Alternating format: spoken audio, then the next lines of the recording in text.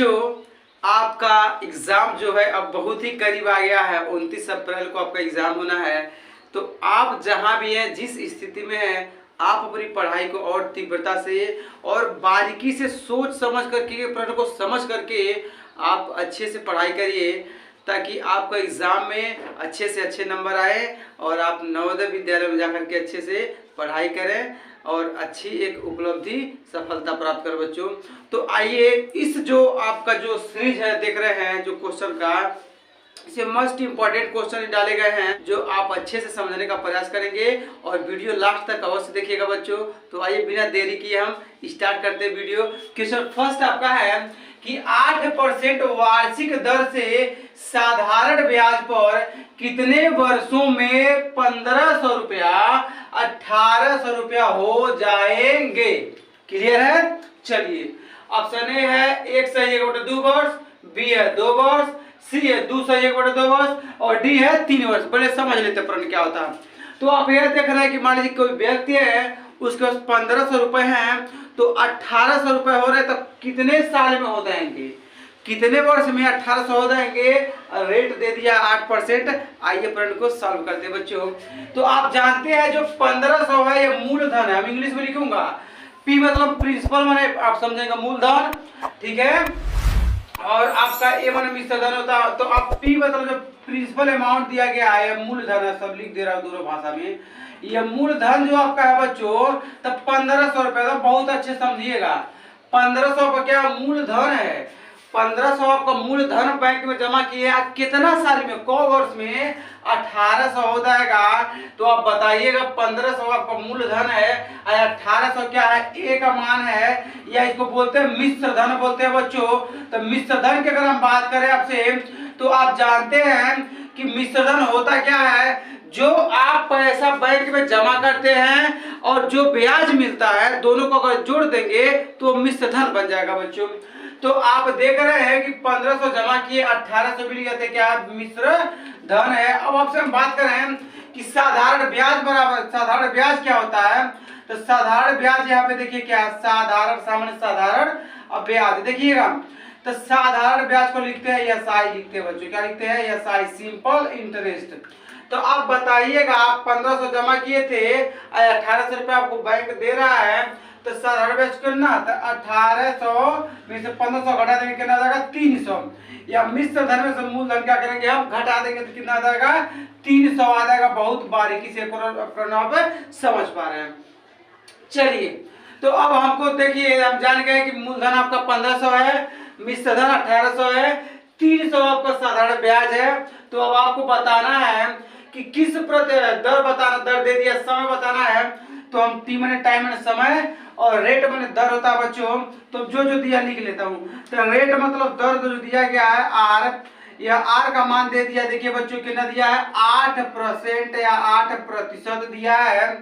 Time का मान आपको बताना है, कितने समय में, कितने वर्षों में, टाइम का मान आपको बताना है।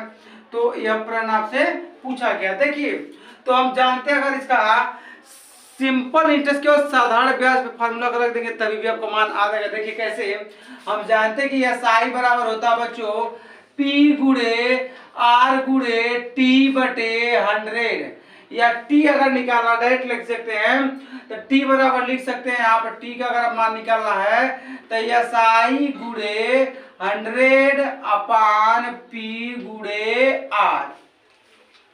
इसमें भी मान रखेंगे तो आंसर आ जाएगा। यही करना क्या है, तो टी बराबर देखिए ऐसा भाग के रूप में दे देगा तो गुणा के रूप में, गुणा के रूप में दे देगा तो भाग के रूप में। तो टी बराबर एसआई गुणे 100 बटे पी गुणे आर। टी माने समय, एसआई माने साधारण ब्याज, पी माने मूलधन, आर माने दर। मान रखते हैं।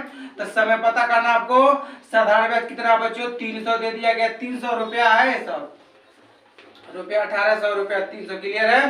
तो 300 आपका साधारण ब्याज है, गुणे 100 हो जाएगा। अब मूलधन कितना है, तो मूलधन आपका है 1500 और आप जानते हैं कि रेट दर कितना है, तो 8% है बच्चों। बहुत आसानी से समझ जाएंगे। अब देखिएगा, तो 2 डबल जीरो से डबल जीरो कैंसिल कर लेंगे, 3 एक नाम 3 और डबल जीरो तो डबल जीरो यहाँ पे क्या करेंगे लिख लेंगे, और 3 5 हो जाएगा आपका 15। चलिए अब इसको अब कट कर सकते हैं, तो 5 एकड़ नम 5 अब 20 बच्चों हो जाएगा बच्चों 100 हो जाएगा। तो टी का मान क्या आ गया थोड़ा देख लीजिए। तो टी बराबर आपका मान आ गया बच्चों यहाँ पे देखिएगा 20 है, ऊपर बचा हुआ नीचे 8 है, तो 20/8 इसको कट कर लीजिए 4 से, तो 4 दूनी 8 और 4 5 हो जाएगा 20। तो मतलब यह हुआ बच्चों कि जो टी का मान आपका आ रहा है, तो टी का मान आ गया 5/2 वर्ष, 5/2 वर्ष आ गया। तो 5/2 आपका ऑप्शन में नहीं है, इसका मतलब इसको आपको सही के रूप में लिखना है। तो 2 से क्या करेंगे 5 में भाग कर देंगे, तो 2 दूनी हो जाएगा 4 हो जाएगा बच्चों, 1 बच जाएगा। इसका मतलब इसको लिख सकते हैं 2 दूनी 4 और 1 इतना वर्ष, मतलब कि 2 सही 1/2 वर्ष क्या करेगा, इसको समय लगेगा। आप अगर बैंक में 1500 रुपया जमा किए हैं तो आपको कितने समय में, तो 2.5 वर्ष में 1800 रुपया हो जाएगा। और रेट कितना है 8% बताना था बच्चों। इस प्रकार से क्वेश्चन नंबर 1 आपका क्या हो गया, कंप्लीट हो गया। और ऑप्शन कौन सा सही है, तो ऑप्शन आपका सी वाला क्या है, करेक्ट है बच्चों। तो ऑप्शन सी वाला क्या एकदम करेक्ट है। आइए क्वेश्चन नंबर 2 देखते हैं इसी प्रकार से। क्वेश्चन 2 आपका है कि एक साइकिल की कीमत होती है, दुकान की बिक्री पर इसका असर है। ए है 4% कमी, बी 4% बढ़ोतरी, 10% कमी और 10% बढ़ोतरी। बच्चों इस प्रश्न को अच्छे समझिएगा। क्या है कि एक दुकान है, तो कह रहा है कि जब कीमत 20% क्या हो रहा है, घट रहा है। मान लीजिए अगर 100 रुपए में कोई चीज मिल रहा था, वो कितने मिलने लगा 80 रुपए में, 20% कम हो गया। तो उसकी खरीदारी मांग 20% बढ़ गई थी। मान लीजिए 100 आपका आइटम बिक रहा था, तो अब कितना बिक रहा है 120 बिक रहा है। क्लियर है। तो यही कहा कि इसके बिक्री पर क्या असर पड़ेगा, यही बताना बच्चों। तो देखिए ऐसे क्वेश्चन क्या करते हैं, अगर आप कुछ कंसेप्ट से लगाएंगे बच्चों तो बहुत समय लगेगा। और इसलिए आपका एग्जाम चूंकि नजदीक है और आपके माइंड में एक शॉर्ट ट्रिक भी होना चाहिए। तो इसका बेस इसका कंप्लीट बेस अगले वीडियो में डाल देंगे, लेकिन इसका कंसेप्ट मतलब कि कम समय में कैसे लगाना है इसको समझते हैं बच्चों। तो देखिएगा, तो दुकान की बिक्री पर इसका क्या असर होगा, तो दुकान की बिक्री पर असर देखिए कैसे लगाएंगे इसको। तो यही चीज याद लिख कि दुकान की बिक्री पर असर, देखिएगा दुकान की बिक्री पर असर। अब देखिएगा बहुत आसान तरीके से इसको बताएंगे। तो दुकान की भी यहाँ पे हल लिख लेंगे, तो हम इसको लगा रहे 60 तरीके से बच्चों। दुकान की बिक्री पर असर, अब देखिए क्या असर पड़ेगा। तो फॉर्मूला आपका है +x + y, यहाँ पे हो जाएगा आपका +xy/100। समझिएगा +x + y/100। यहाँ पे आप चाहें तो यहाँ प्लस लिखे ना, उससे कोई फर्क नहीं पड़ेगा। तो आप केवल x + y + xy/100 भी लिख सकते, कोई फर्क नहीं पड़ेगा बच्चों। अब देखिए तो x का मान मतलब कि जो आपका प्लस वाला इन द सेंस कि पहले क्या हो रहा था 20% घट रहा था, -20 हो जाएगा प्लस, फिर से बाद में 20% बढ़ रहा था तो +20 ही रहेगा। क्लियर है। यहाँ पे देखा प्लस x का मान कितना -20 है। यहाँ पे देख रहे हैं कि y का मान कितना है, तो केवल 20 है। तो 20 देखिए एक पहले घटोत्तरी वाले को माइनस में लिखेंगे और जो बढ़ रहा है उसको लिखेंगे प्लस में, अब बटे हो जाएगा आपका 100 हो जाएगा बच्चों। तो ये प्लस माइनस कैंसिल हो जाएगा। नीचे आपका देखिएगा 20 का गुणा 2 का 2 से करें तो 2 दूनी 4 डबल 0 और माइनस है तो माइनस यहाँ पे लिख लेंगे, बटे 100 है तो बटे 100 रहने देंगे। 2 0 से 2 0 क्या हो जाएगा कैंसिल हो जाएगा। तो -4 का मतलब यह है बच्चों कि 4% क्या होगा, इसको कमी होगा। 4% क्या होगी, इसको कमी होगी। तो यही आपके प्रश्न में था कि फिर समझ लेते हैं कि आपका करें कि 20% अगर उसका कीमत घट रहा है। मान लीजिए कोई भी वस्तु है, जैसे एक टी शर्ट की अगर हम बात कर रहे हैं, तो एक टी शर्ट जो है आपका 100 में बिक रहा था, उसको हम 80 में जब बेच रहे हैं, 20% घट रहा है मतलब 80 रुपए में। तब हो क्या रहा, खरीदारी मांग में 20% बढ़ जाए। मान लीजिए 100 बेच रहे थे एक दिन में, तो कितना बेच रहे हैं एक दिन में 120 बेच रहे हैं। तो दुकानदार की बिक्री पर से क्या असर पड़ेगा, यही बताना था। तो दुकान की बिक्री पर असर, इस टाइप से प्रश्न को आप शॉर्ट तरीके से लगा सकते हैं। x यहाँ पे प्लस लिखे ना, उससे कोई फर्क नहीं पड़ेगा। चाहे तो इसको मिटा भी सकते हैं। क्लियर है? तो x plus y plus x y बटे 100। तो यहाँ पे एक बार मान लिए जो पहले वैल्यू है उसको, तो घटोत्तरी मतलब कि माइनस में तो -20, अब बढ़ोत्तरी का मतलब कि +20, प्लस घटोत्तरी मतलब कि -20 कोष्टक में कर लिए, और वाई मतलब बढ़ोत्तरी में 20/100। तो प्लस माइनस कैंसिल हो जाएगा, 2 माइनस प्लस माइनस 2 दूनी 400 और बटे 100 2 0 2 0 कैसे -4। तो -4 यह दिखा रहा है कि जिसका इसका बिक्री पे असर क्या पड़ रहा था, कमी हो रहा है। क्या हो रहा है? कमी हो रहा है 4% की। तो ऑप्शन नंबर क्या हो जाएगा? ए क्या है? करेक्ट आंसर है बच्चों। क्वेश्चन नंबर सेकंड का आपका ए वाला ऑप्शन क्या है? करेक्ट है। आइए क्वेश्चन नंबर थर्ड देखते हैं बच्चों। थर्ड आपका है कि 12/16 का दशमलव समतुल्य है। ऑप्शन ए है 12.625, ये दशमलव है। बी है 12.6025, सी 12.0625 और डी ऑप्शन है 12.0525। देखिए बच्चों बहुत आसान प्रश्न है।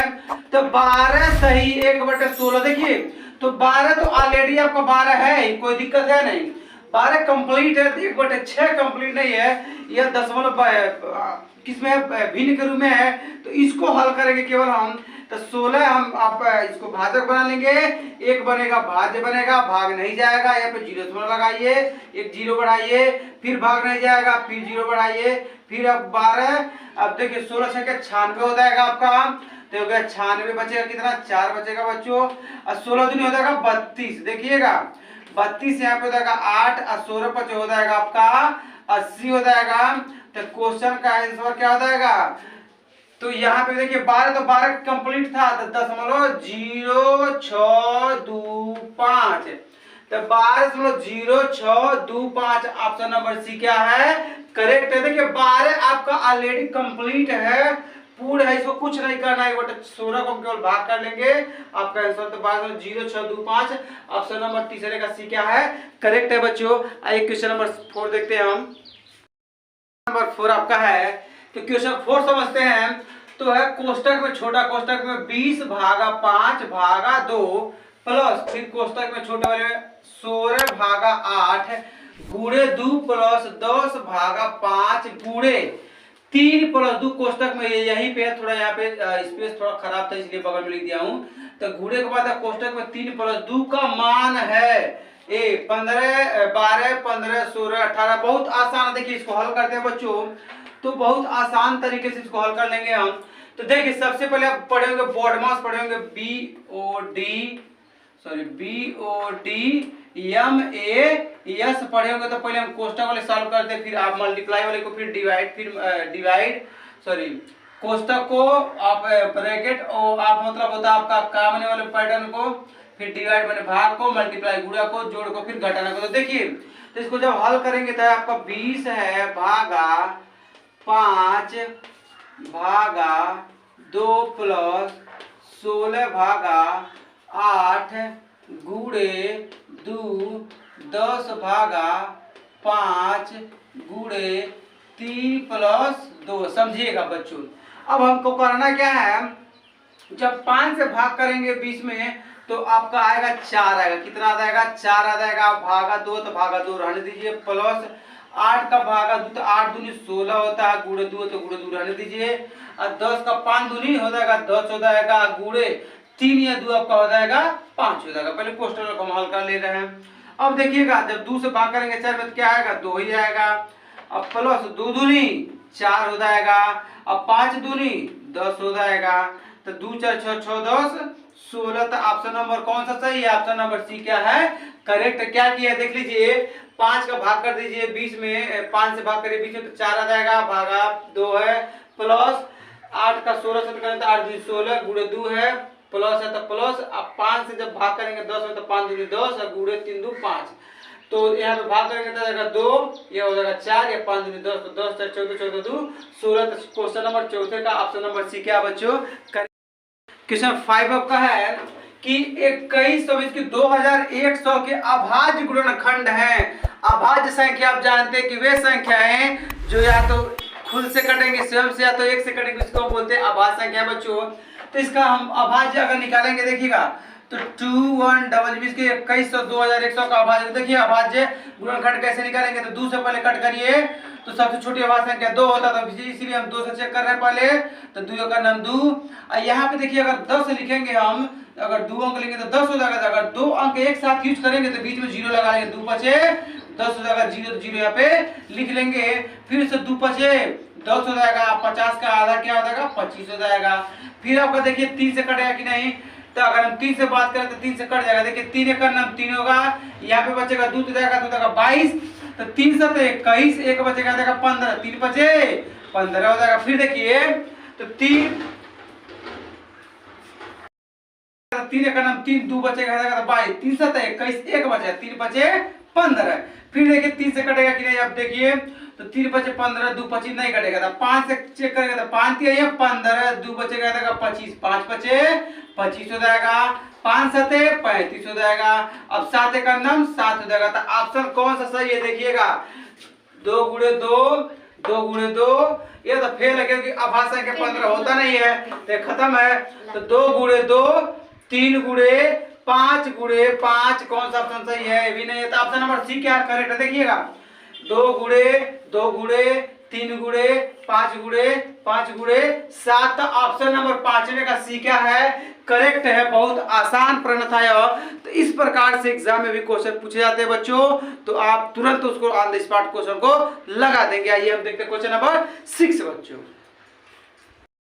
नंबर 6 आपका है, बहुत ही आसान प्रश्न है बच्चों, कि 2 अंकों वाली प्राकृत संख्याओं की संख्या है 89, 90, 91 और 99। तो देखिए प्राकृतिक संख्या कहां से स्टार्ट होती है बच्चों, तो 1 से स्टार्ट होती है, 1 2 3 ऐसे कहां तक जाती है, अनंत तक जाती हैं। तो आपको यह बताना कि इसमें 2 अंक हो, कितने अंक हो, ऐसी प्राकृतिक संख्या कितने हैं जिसमें 2 अंक हो बच्चों। तो आप जानते हैं कि 9 तक आपका सिंगल रहता है, लेकिन जैसे ही आप आएंगे 10 पे आएंगे, 10 से लेकर के आप कहां तक मिलेगा आपको, 99 तक मिलेगा। तो अगर हम 99 में से देखिए 99 तक 10 से लेकर के टोटल नंबर्स कितने होंगे, तो 90 होंगे। कितने होंगे, 90 हो जाएंगे। क्योंकि देखिए 1 से 100 तक आप जब लिखेंगे तो 1 से 100 तक में देखिएगा तो यहाँ से 9 यहाँ से निकल जाएगा, 100 वाला भी एक निकल जाएगा, तो 9 और 1 10 आपके 10 नंबर्स इसमें से निकल जाएंगे। तो बचा कितना, केवल 90। तो 90 ऐसी संख्याएं हैं जिसमें 2 अंक हैं, ऐसी प्राकृतिक संख्याएं हैं जिसमें 2 अंक है। तो ऑप्शन नंबर बी क्या है, करेक्ट है, कि 2 अंकों वाली प्राकृतिक संख्याओं की संख्या कितनी है, तो 90 है बच्चों। यही आपका क्वेश्चन नंबर 6 का बी वाला। क्वेश्चन नंबर 7 आपका है कि 6.6 कामा है 6.06 कामा 6.006 वो 66.66006 का योगफल क्या है। जोड़ना है या दशमलव का जोड़ है आपका बच्चों, डेसिमल है। देखिए बहुत आसान प्रश्न था, A B C D 4 option दिए गए हैं। तो आइए इसको हम हल करते हैं बच्चों। तो देखिएगा जो बड़ा अंक उसको ऊपर से लिखते आ रहे हैं, ठीक है, जैसे कि 66.6006 क्लियर है। फिर से 6.006 है, फिर से 6.06 है, फिर से 6.6 है। तो आपको क्या करना है, इसको जोड़ना है। आप यहाँ पे दशमलव देखिए, यहाँ पे खाली जहाँ पे स्थान वहाँ पे चाहे 0 लगा सकते हैं, कोई उससे फर्क नहीं पड़ेगा, कोई प्रभाव नहीं पड़ेगा क्वेश्चन पे, ठीक है। तो अब देखिए 6 में 0 जोड़ेंगे तो क्या हो जाएगा बच्चों, 6 हो जाएगा। 6 में 0 जोड़ेंगे तो 6 हो जाएगा। 6 में 0 जोड़ेंगे तो 6 हो जाएगा। 6 और 6 12, हासिल एक बचेगा। 6 6 12, 12 6 18, 18 से 24, 24 से 25, 25 को 5 हो जाएगा, हासिल 2, 6 और 2 कितना हो जाएगा, 8 हो जाएगा। तब 85.2666, यही क्या हो जाएगा आपका करेक्ट आंसर हो जाएगा। तो ऑप्शन नंबर बी क्या है बच्चों, करेक्ट है, 85.2666, यही क्या हो जाएगा प्रश्न नंबर 7 का ऑप्शन नंबर बी क्या करेक्ट। इसको जोड़ना था, दशमलव का जोड़ था बच्चों, बस यही इस क्वेश्चन में करना था। तो आइए क्वेश्चन नंबर हम 8 देखते हैं बच्चों। इसी प्रकार से क्वेश्चन आपका 8 है, 25, 45 तथा 75 का एलसीएम चल लघुत्तम समापवर्ती एलसीएम क्या होगा। देखिए बहुत आसान है, A B C D 4 option दिए गए आपको। अब देखना कौन सा इसका आंसर करेक्ट है। तो आइए हम देखते हैं इसका एलसीएम पहले हल कर रहे हैं। क्वेश्चन नंबर 8 को हम हल कर रहे हैं बच्चों। यहाँ पे बहुत आसान प्रश्न है। तो 25 है, 45 है और उसके बाद से 75 का हम क्या निकाल रहे हैं, एलसीएम लेते हैं। देखिए बच्चों 2 से नहीं कटेगा क्योंकि लास्ट में 5 है, 2 के पहाड़ 5 नहीं आता है। 3 से चेक करते हैं फिर, तो देखिए 3 के पहाड़ 25 नहीं आएगा, लिख दीजिए ऐसे ही।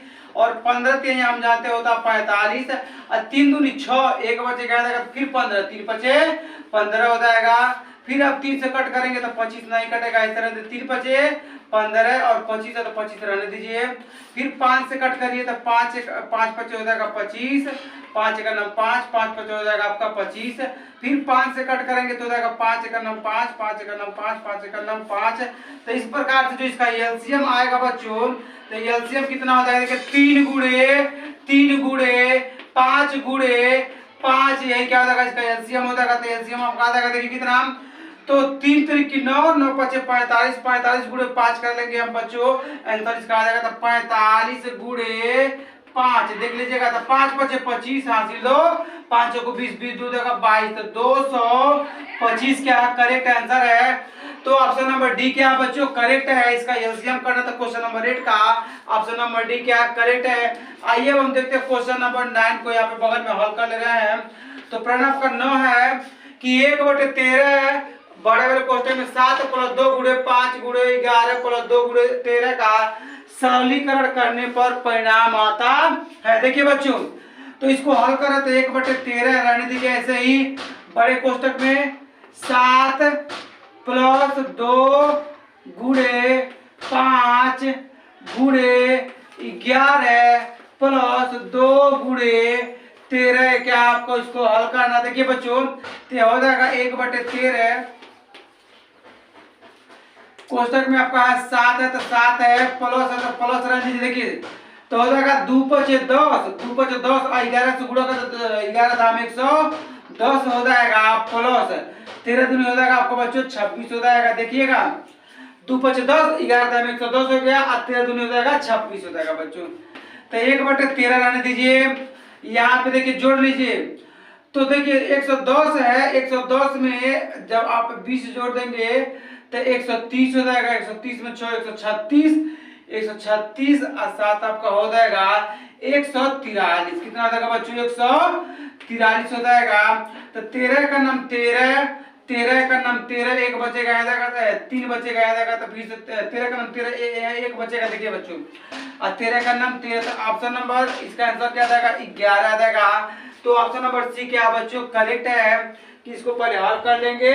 और यहाँ पे 143 आ गया, तो 13 का नाम 13, 13 का नाम 13, एक बचेगा 13, 13 का नाम 13, इसका 11 क्या जाएगा आंसर हो जाएगा। ये क्वेश्चन नंबर लास्ट, इस वीडियो का लास्ट क्वेश्चन है जो आप बहुत बारीकी समझने का प्रयत्न करेंगे। क्वेश्चन नंबर 10 देखिए बच्चों, बहुत ही आसान प्रश्न है कि निम्न का सरलीकरण करने पर परिणाम आता है 2 सही 1/17 भागा 7/10 गुणे 1 सही 1/33। इसके ऑप्शंस भी दिए गए हैं ए बी सी डी करके। ए है 3 सही 1/33, बी है 2 सही 1/33, सी है 4 सही 1/22 और डी है 100/17। बच्चों देखिए, इस प्रकार से क्वेश्चंस को करने के लिए आपको स्टेप बाय स्टेप सॉल्व करना चाहिए, मींस कि एक एक स्टेप सावधानी पूर्वक। देखिए तो हम इस क्वेश्चन को हल करने के लिए पहले हम इसको लिख लेते हैं। तो 2 सही 1/17 भागा 7/10 गुणे 1 सही 1/33। बच्चों देखिएगा, तो 17 2 सही 1/17, तो 17 दूनी 34, इन दोनों क्या करते हैं गुणा करते हैं, 17 दूनी 34, 34 और 1 35/17, 35/17 भाग है तो भाग रहने दीजिए, 7/10 तो 7/10 रहने दीजिए ऐसे ही, गुणे यहाँ पे 1 सही 1/33, तो 33 का नाम 33 और 1 तो 33 और 1 हो जाएगा 34/33 हो जाएगा बच्चों। क्लियर है? अब देखिए, अब क्या करेंगे आप यहाँ पे देखिए, तो यहाँ पे 35/17 है बच्चों, तो रहने दीजिए ऐसे ही। और देखिए जब चिन्ह बदलते हैं, जैसे भाग का उल्टा होता है गुणा, चिन्ह हमने चेंज कर दिया, जब चिन्ह चेंज करेंगे तो ये भी क्या हो जाएगा चेंज हो जाएगा, तो हो जाएगा 10/7, 7/10 भी क्या हो जाएगा उल्टा हो जाएगा, तो 10/7 गुणे 34/33 हो जाएगा। क्लियर है? तो 17 का नाम 17 और 17 दूनी 34, 7 का नाम 7, 7 5 35, तो नीचे बचा 33 और ऊपर बचा 5 गुणे 10 गुणे 2। चलिए हम बगल में लिख लेते हैं, तो बचा क्या चलेगी यहीं पे, तो 5 दाम 50, अब 50 दूनी हो जाएगा 100, तो 100/33 बचा बच्चों। तो 100/33 आपका ऑप्शन में नहीं है, तो 33 से क्या करिए आप 100 में भाग करिए। तो 33 का जब 3 बार गुणा करेंगे तो होगा 33 99, यहाँ बचेगा 1। तो हम इसको लिख सकते हैं एक, देखिए 33 99, 1 मीन्स की 3 सही 1/33, इसको हम लिख सकते हैं 3 सही 1/33। कैसे लिखे हैं, जब 33 से भाग करते हैं यहाँ पे जो भागफल आता है सही के रूप में रहेगा, जो शेषफल आएगा उसको हम अंश के रूप में लिखेंगे और 33 हर के रूप में लिखेंगे। तो यही क्या हो जाएगा आपका आंसर हो जाएगा। तो 100/33 को लिख सकते हैं 3 सही 1/33, तो ऑप्शन नंबर कौन सा सही है, तो ऑप्शन नंबर ए क्या करेक्ट है। तो इस प्रकार से इस टाइप से क्वेश्चन को हम सॉल्व करते हैं बच्चों, सावधानी पूर्वक एकदम सोच समझ करके। अगर वीडियो अच्छा लगे तो प्लीज लाइक करिए, सब्सक्राइब करिए। Thank you for watching this video, और वीडियो शेयर भी करना मत भूलिएगा बच्चों, शेयर करिए ताकि और लोगों को भी इससे लाभ मिले।